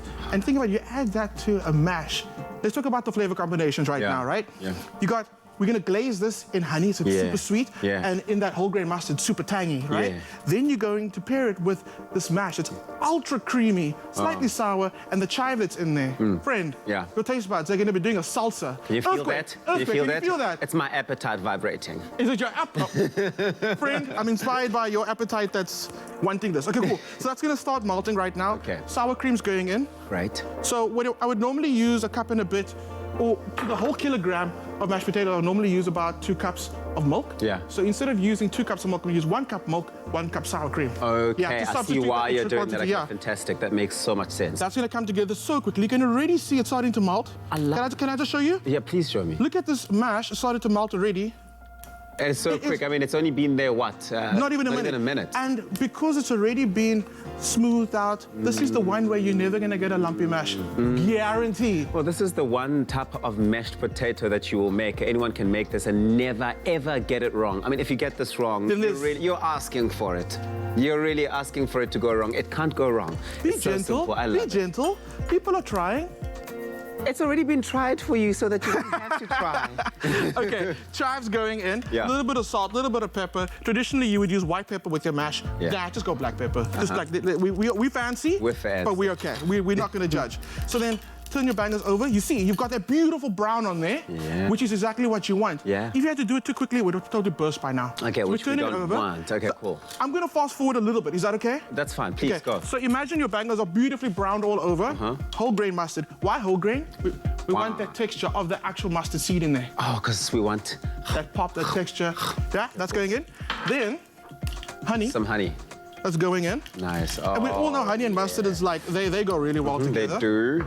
And then a little bit of water because we want to kind of, we just wanted to make a beautiful sauce, and then we're going to reduce it. Okay. So the water's going to evaporate out. You're going to get this amazing, sweet, sticky honey sauce. So why do we put the water in there again? Right. Because there's quite a lot of sugar in honey. Okay. If we didn't add the water, the honey would burn too quickly. And mustard doesn't like extreme high heat. So is that what you would then call on a menu at a restaurant a reduction of something? Of the sauce. You've reduced something. Absolutely. So what we're doing is we've got that water. I like you've been studying the briefs, and I like that you come to the office so prepared with your culinary culinary I almost said know-how. hotline bling, ting, ting, ting. No, not today. Culinary Not today. knowledge. So as that water reduces, evaporates out of our sauce, you're going to get the sweet, sticky... Look at Like, it's insane how good this is. And that's exactly how Bubble serves it. It was sweet, it was sticky, it was ultra delicious, like these right here. Let's just check out our mash really quickly. You can see again, guys, we're about 2 minutes away from the most delicious mash you've ever had in your life. I think I love this. I love this. The idea of this. You just lay all of your different ingredients down the kitchen counter or the table, and you literally step by step go through each one of them. And by the time you get to the final one, you are done, and your meal is pretty much ready to be served. This looks absolutely amazing. Last Some thing, butter goes into... a little bit of butter, a little bit of butter. What's that for? Just two? Because butter and mash. Okay. Okay, cool. But it's already got some of its own. Yeah, but you're adding a bit more just for elevation. So you got your beautiful mash, top it with your bangers, top it with the extra sauce that's in your pan. If you love bangers and mash, you're going to freak out. Say no more, because we need to see the taste is in there. No, what's the word? I'm just going to say yeah. The knowing is in the tasting. The believing is in the banger. There we go. Okay, I'll tell you now. Yes, sir, you have hit this one straight into the sauce of the core of the appetite. Thank you so much for this. Amazing, so delicious. You can get this at Woolies, of course. You can shop it online as well, and be on the lookout for their deal they're running at the moment. 20% when you buy 2 of the bangers, any bangers of your liking. Chef Clem, once again, saving the day and really just taking me to heaven as far as culinary is concerned. Thank you so much. Enjoy. Happy eating, everyone.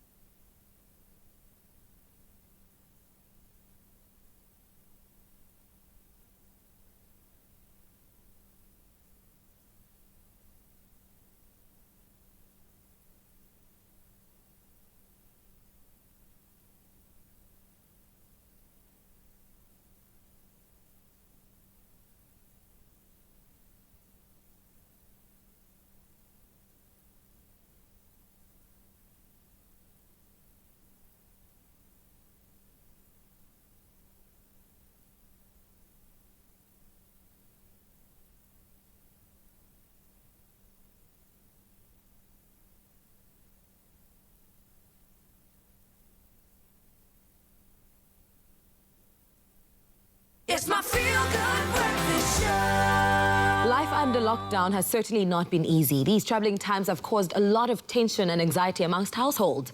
But the next big question is, how are we going to cope with life after lockdown? Getting back into routines, back to the office life, socializing. I mean, this may take some getting used to for many people all over the world. Now, this morning we chat to Councillor Monique Schneigans on how to prepare for life after lockdown. A very good morning to you. Thank you so much for joining us this morning, Monique. Hi, good morning. Thank you so much for having me on the show. I mean, we know that, the lockdown has affected people from all over the world, but we want to know how it has done so when it comes to stress and tension and anxiety specifically. Yes, lockdown has had a very big effect around the world and on our society. And I think a very few people can say that they were not affected by lockdown. And I can think of a number of ways how lockdown has caused those feelings of anxiousness and stress and even anger. People losing their jobs, not having an income, their salary has to be reduced. You get the people that like to go out and enjoy themselves, being sociable, have now been restricted to their homes, being with their, just being at home, not spending their time with their family and friends. We also have our frontline workers who are under a tremendous amount of stress, who work around the clock while we are at lockdown, and they have to risk their lives saving those that are in need. Then we should also think about the elderly people. So they are currently as well in lockdown as we are, but we have to think long term. For example, when lockdown does lift, they are probably going to have to self-isolate. And that support system that they normally would have would be quite restricted at the moment. As well as when lockdown started, a lot of us found that comfort and safety in our own homes. But now we are faced with the challenge as to we have to go out to society, and that can be challenging to deal with that. How is this change in lifestyle and routine going to affect people? Yes. So I think first of all, what we can do is to accept that there will be a new normal, and that it will take time for us and the economy to recover from this. And then in a general sense, what we can expect is, for example, people wearing more masks every day, having that as a daily accessory. More people will work from home. The traveling might be limited. Social gatherings might be limited. And like I said earlier, the economy will definitely need time to recover from this. So just preparing ourselves for that. And then if we look at it in a social aspect, I think the way we interact with people generally will have a drastic change. Yes. For example, if we now constantly have to be aware of where are we going, who are we spending time with, am I safe? And that in itself can be exhausting.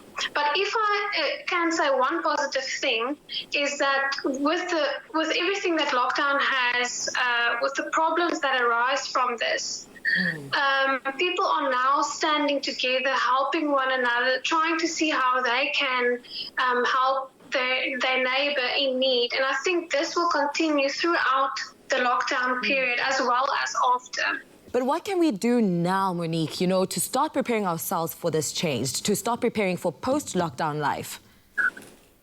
Yes, so basically I think just to mentally prepare ourselves that there will be a new normal, that is the first step, to understand that things will not be the same. And just that it will take time to go back to the normal that we knew, even if that is possible.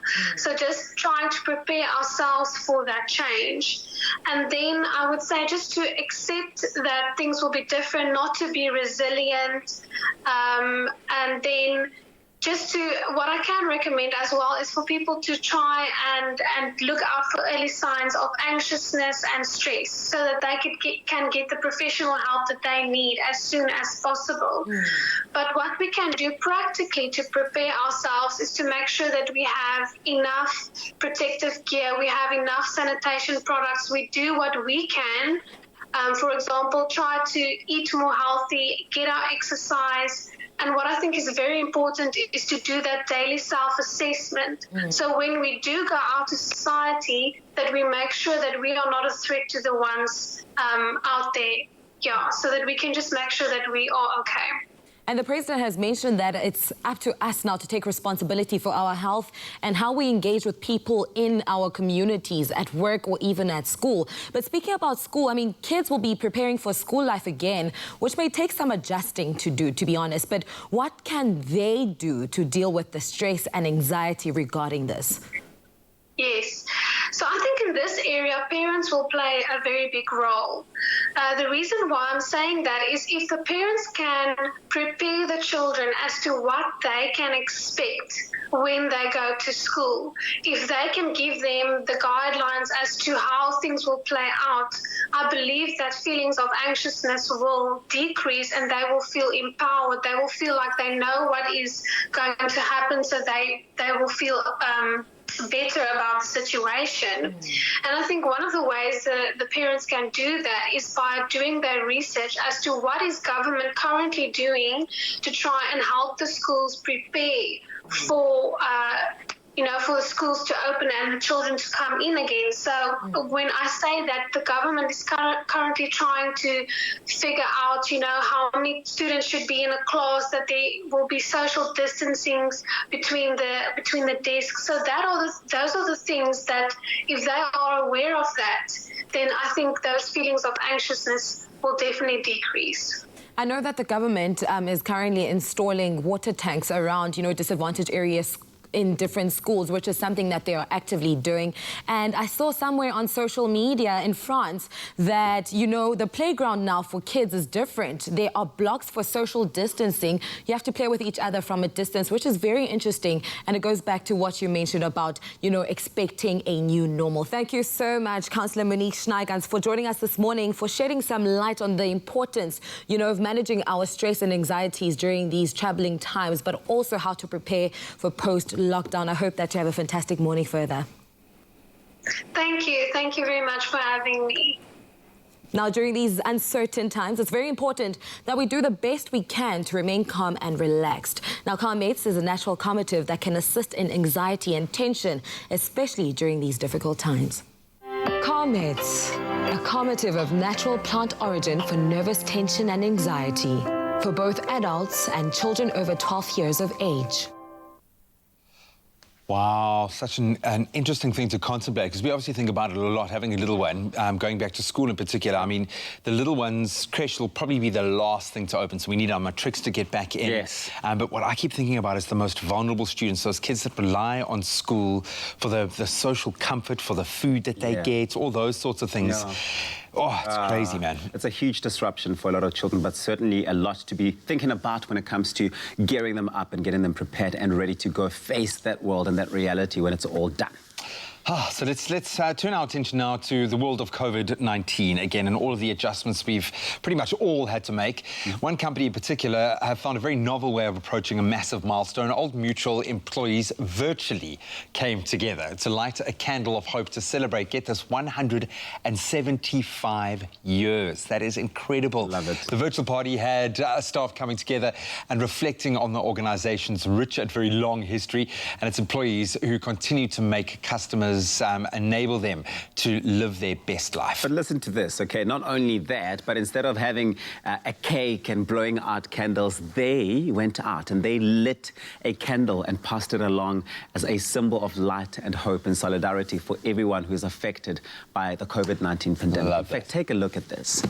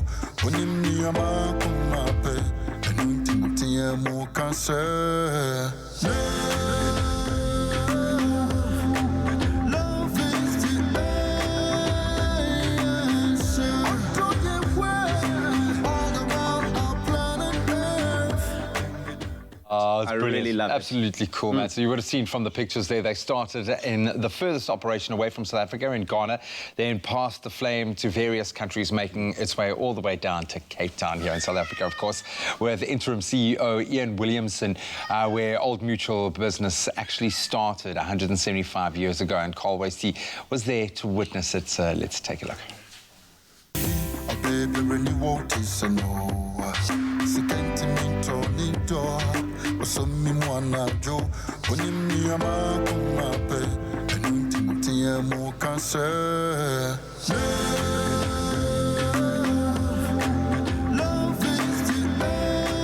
here it is, the candle has arrived in Cape Town. It's been lit here and handed over to our interim CEO, Ian Williamson. Thank you, Eugene. So the candle has had an incredibly resilient journey across the whole continent and come back to us here. It's a lovely symbol of hope and of opportunity for us as we look forward to another 175 years of success for Old Mutual. Thank you so much, Ian. A beautiful moment. We may be far apart, but we are in this together. And that passion for Old Mutual burns through all of us. It's absolutely amazing. Well, this is the type of corporate involvement that you want to see when corporates really do go beyond profit and they weave into their story the times that we're living in. And this is a beautiful way to do it. Well done, Old Mutual. Honest and authentic and beautiful, and what a way to mark 175 years. We'll see you in a moment. It's our birthday, and we're building what will be Africa's biggest digital classroom, investing in education for a better future across Africa.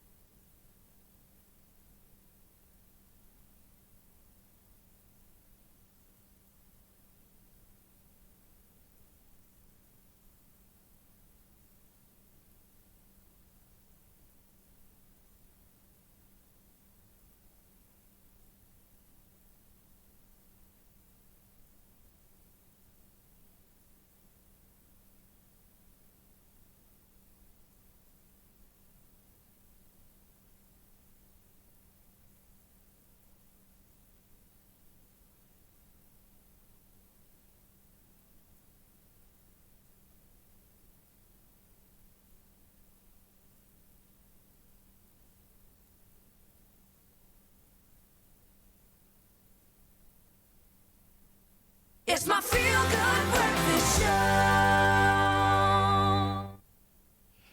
Welcome back. You are live with Expresso. Thank you so much for joining us. And I almost lost my mind there because I got confronted by the most glorious-looking pie with little writing on it. It looks absolutely beautiful. We love it. Old school is definitely cool, and the old-fashioned peach pie is a classic homemade dessert, something that I'm yet to do in my own kind of lockdown improvements to my baking, but I will take it on after this. It's a homemade dessert encasing a silky, soft filling of sliced peaches in a cinnamon and nutmeg spiced sauce. That sounds incredible.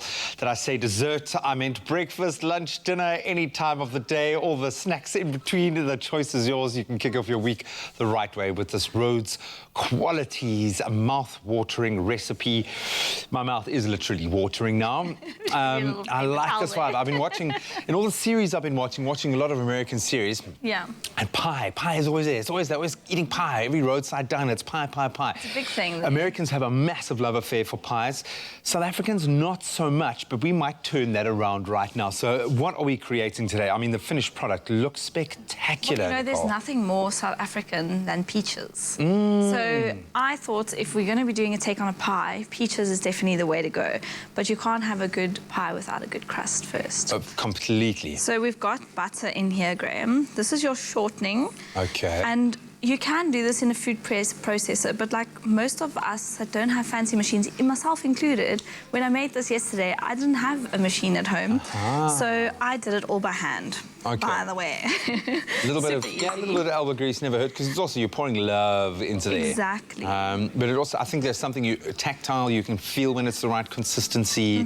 You know, and I know it's quite an intuitive thing for you guys, because you do this kind of fairly often and you kind of have a sense of when it's right, but this is a good way to learn that. Exactly. That's what I love about pastry, is it's all about the feel. Whenever I make bread or pastry, I always tell my interns it's about the feeling of it. And same with our viewers. So you're never going to get that feeling unless you actually do it. Like, exactly.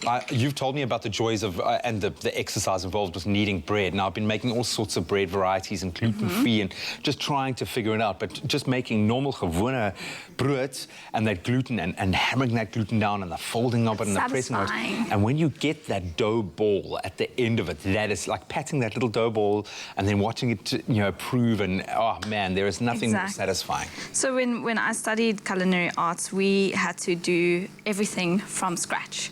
No equipment. So there's absolutely no reason to use equipment except for time. So, but anyway, we've got time today. So you're going to crumble it up till you get to bread points, like little bread crumbs. Then when it gets there, we're going to add some cold water. The cold water with pastry, when you're working with pastry, everything must be ice cold. Okay. So we're just going to mix this. Would the same thing be for the butter? Would you take butter directly out of the fridge? Because normally you let your butter kind of get to make it more pliable. So in this case, you're using the butter cold. Okay. Exactly, ice cold. So we put a little bit of vegetable shortening and butter. The reason for that is to make it puff more. So that's exactly what we've done there. So once your pastry is ready, I've cling wrapped it. I can see literally how puffy the pastry has become. Thank you. So cling wrapped it, you keep it in the fridge, then you split it into two, roll it out. So I've done one already just to speed up time. Then we're going to do our filling. This is now the essential This is the joy. This is the love of peaches. Exactly. So we're using the Rhodes quality peach slices. Well, I love these because it's nice and sliced already. It's convenient. You can use the halves as well if you want more of a chunkier filling. You can use fruit cocktail. I like this one, and I actually found this in store and I thought it's got raspberry in. So I thought that was very interesting. I really like this one. So we've got 3 cans. We've drained it. Don't throw away your syrup. Keep the syrup in your fridge. It's very nice if you whip cream and you pour a little bit in there.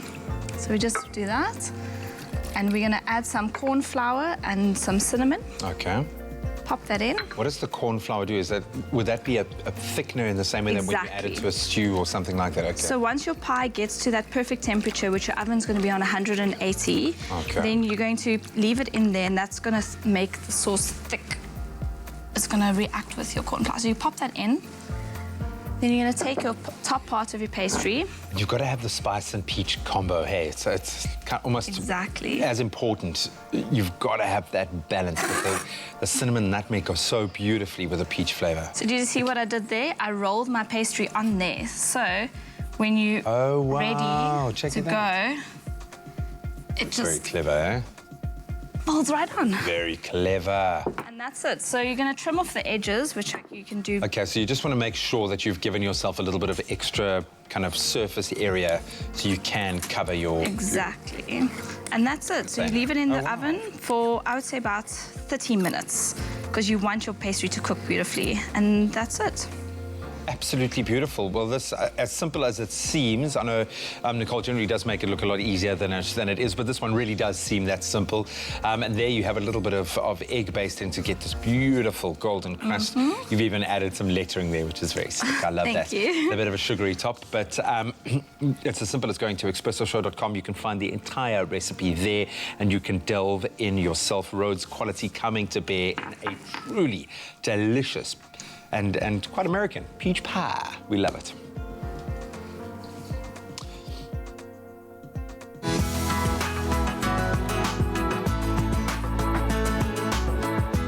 Rhodes quality.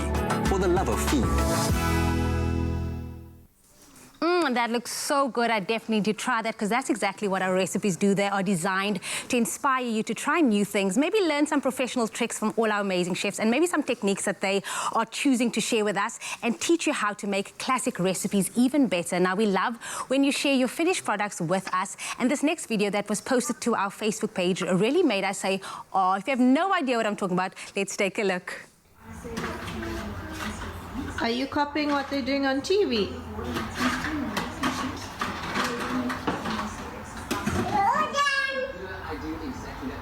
What did you make?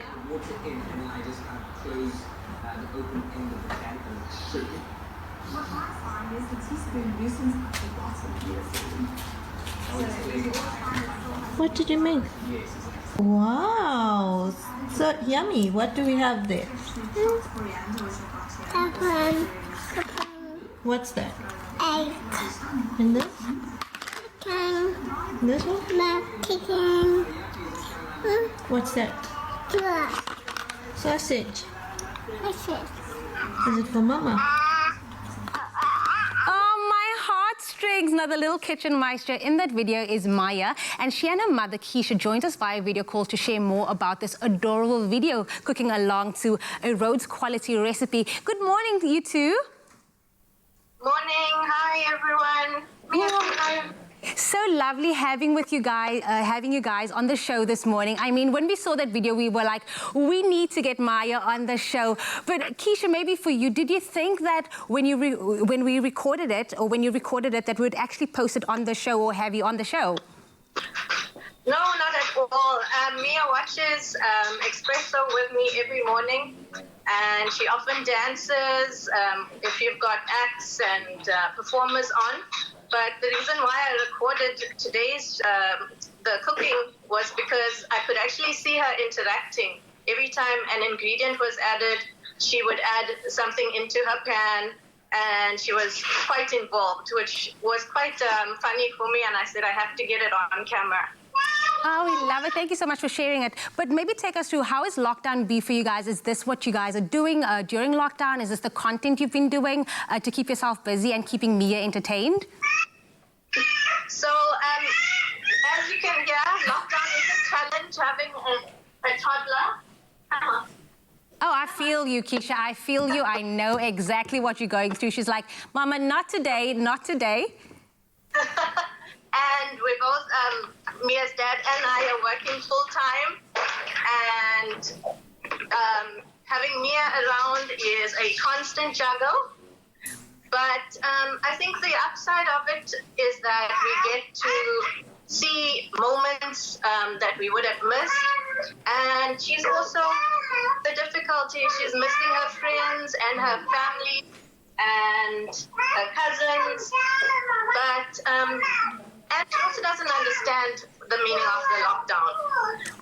I can totally agree. It is really a struggle for us to adapt during this time, especially for parents who are trying to keep them entertained, keep them stimulated. And I can see she's a very busy one, but I also spotted a little Frenchie over there named Pickle. Much like our own Frenchies, I'm missing them so much now. But can you tell us a bit more about their special bond? Because it looks like they have quite a special one indeed. So me and Pickle share a very special bond, and I think it's been growing a lot during this lockdown. They're practically best friends to a point where if Pickle is not in the room when Mia goes to sleep or she wakes up, then Mia cries. And Pickle likewise takes care of her and looks out for her, and if she's crying and we're not around, she comes back and she comes and looks and calls us. So their bond is very strong. Keisha, it looks like you have your hands full. I'm going to let you get back into the routine. We look forward to many more videos from you and Mia. Have a wonderful day further. Awesome. Thank you for having us. We absolutely love when we get recipes, inspiration from you guys at home. So remember to keep connected right here on your Feel Good Breakfast Show.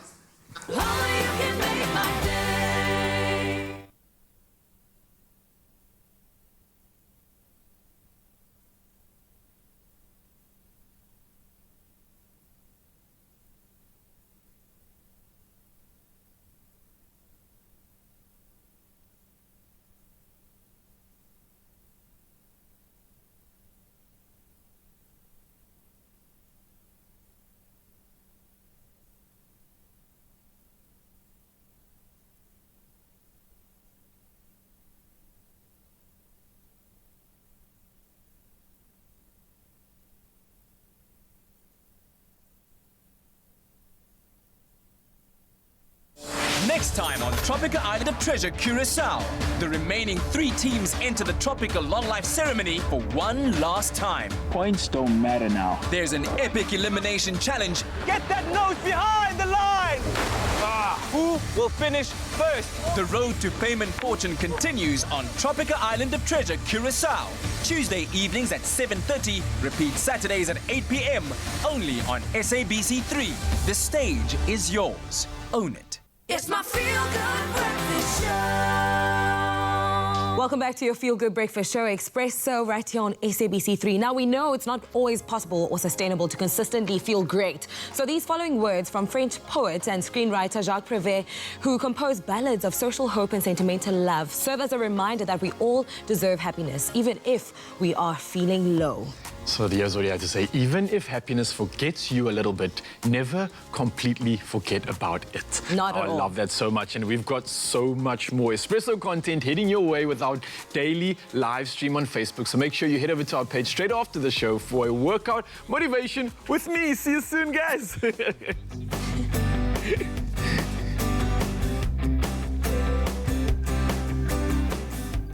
Expresso Show, made with love by Clover. Another feel-good production.